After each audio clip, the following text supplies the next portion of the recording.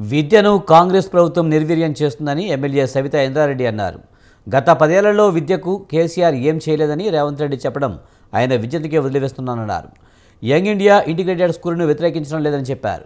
విధానపరమైన నిర్ణయాలను వ్యతిరేకిస్తున్నామన్నారు. విద్యా హక్కు చట్టాన్ని అమలు చేయాలని డిమాండ్ చేస్తున్నామన్నారు. 80 కోట్లని ఒకసారి మరోసారి 125 కోట్లతో ఇంటిగ్రేటెడ్ స్కూల్ నిర్మాణం అన్నారన్నారు.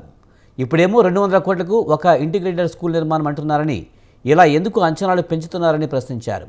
ఒక్కో ఇంటిగ్రేటెడ్ స్కూల్కి ఎంత ఖర్చు పెడుతున్నారో చెప్పాలని డిమాండ్ చేశారు. కోట్లు యంగ్ ఇండియా ఇంటర్నేషనల్ స్కూల్స్కి ఇంటిగ్రేటెడ్ స్కూల్స్కి పెడతామన్నారు. కానీ తీరా చూస్తే అక్కడ 4000 కోట్లే పెట్టున్నారు. ఇవన్నీ కూడా ఎవరిని మభ్యపెట్టడానికి ఇవన్నీ మాట్లాడుతున్నారనేది దయచేసి గమనించమని కోరుతా ఉన్నాను. మేము ఇక్కడ వ్యతిరేకిస్తున్నట్టు మాట్లాడారు. ఎస్సీ ఎస్టీ బీసీ మైనార్టీ పిల్లలకు నేను స్కూల్ కడుతూ ఉంటే ఒక పార్టీ వ్యతిరేకిస్తుందని మాట్లాడారు. బీఆర్ఎస్ పార్టీ ఎప్పుడు వ్యతిరేకించలేదు. విద్యకు ప్రాధాన్యత ఇచ్చాం కాబట్టి చాలా మార్పు తీసుకొచ్చున్నాం. గత 10 సంవత్సరాలలో దేశంలో ఎక్కలేని విధంగా గురుకులాలు ఏర్పాటు చేస్తున్నాం. దేశంలో ఎక్కలేని విధంగా ఈరోజు మన ఊరు మనబడి లాంటి స్కీమ్ తీసుకొచ్చి ఈరోజు ఏర్పాటు చేసిన సందర్భం ఉంది.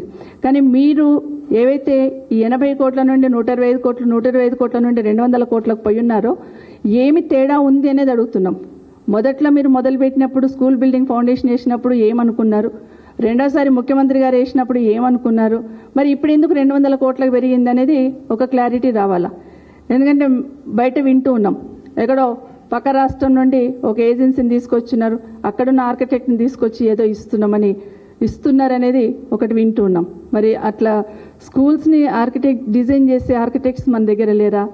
బయట నుండే రావాలా? మరి దీని వెనకాల ఏదో మతలబు ఉందని డెఫినెట్గా అనుమానిస్తాము, ప్రశ్నిస్తాం కూడా. కాబట్టి దానికి ఒక క్లారిటీ ఇవ్వండి. ఇంకో మాట చెప్తున్నారు, ఇంటిగ్రేటెడ్ స్కూల్స్ ఏదైతే పెడుతున్నామో మొత్తం మార్పు తీసుకొచ్చేస్తాం అంటున్నారు.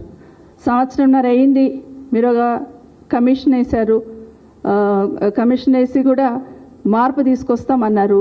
అసలు ఈ 1.5 yearలో ఏం మార్పు తీసుకొచ్చారని